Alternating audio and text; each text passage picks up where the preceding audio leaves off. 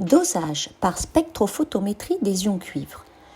Le laboratoire de chimie souhaite se débarrasser d'un bidon contenant 5 litres d'une eau contenant des ions cuivre issus de travaux pratiques en classe de seconde.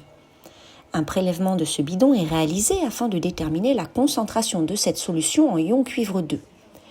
Quelle est la concentration en masse en ion cuivre 2, Cu2+, de la solution contenue dans le bidon? Cette solution est-elle toxique pour l'environnement? Le rejet à l'égout d'une solution d'ion cuivre Cu2+, n'est autorisé que pour des concentrations inférieures à 1 mg par litre.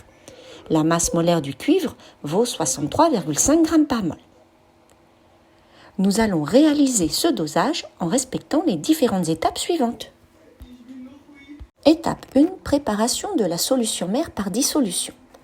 Nous pèserons à l'aide d'une balance et d'une capsule de pesée 1,25 g de sulfate de cuivre pentahydraté, puis introduire le soluté dans la fiole jaugée de 50 ml à l'aide de l'entonnoir et bien rincer la coupelle et l'entonnoir. Récupérer l'eau de rinçage.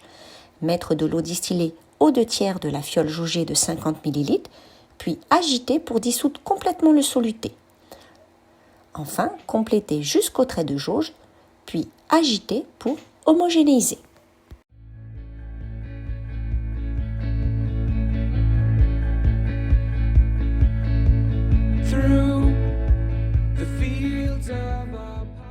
Étape numéro 2, choix de la longueur d'onde. D'après le spectre, on doit se placer sur la courbe là où l'absorbance est maximale afin d'avoir des mesures d'absorbance les plus précises possibles. On lit alors que la longueur d'onde correspondant à l'absorbance maximale est de 800 nanomètres. Étape numéro 3, réalisation des solutions étalons. À partir d'une solution mère de concentration en quantité de matière en sulfate de cuivre pentahydraté, C0 égale 1,0 fois 10 puissance moins 1 mol par litre, nous allons préparer des solutions phi de volume 50 ml.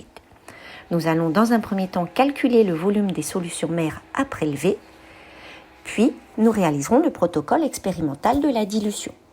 Pour cela, prélever à l'aide d'une pipette jaugée le volume de solution mère calculé, introduire ce volume dans la fiole jaugée de 50 ml, puis ajouter de l'eau distillée jusqu'au trait de jauge, enfin agiter pour homogénéiser. Étape 4, nous allons mesurer l'absorbance de toutes les solutions étalons réalisées précédemment et nous tracerons une courbe d'étalonnage. La courbe d'étalonnage représentera l'absorbance en fonction de la concentration en ion cuivre Cu2+.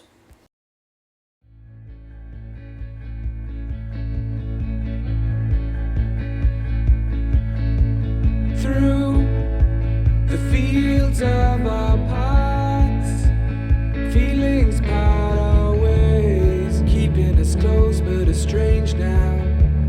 Dreams holding us closer, meadows of our youth, 107 days, but recalling it backwards. Dernière étape, étape 5, nous allons mesurer l'absorbance de la solution pour laquelle nous cherchons à vérifier si elle est polluante ou non pour l'environnement. Nous mesurons donc cette absorbance, puis nous placerons cette valeur d'absorbance sur la courbe d'étalonnage afin de faire une lecture graphique permettant de déterminer la concentration en quantité de matière en ion cuivre dans l'eau récoltée. Vous connaissez maintenant toutes les étapes permettant de réaliser un dosage par spectrophotométrie. Il ne vous reste donc plus qu'à conclure avec toutes les informations recueillies. Bon courage!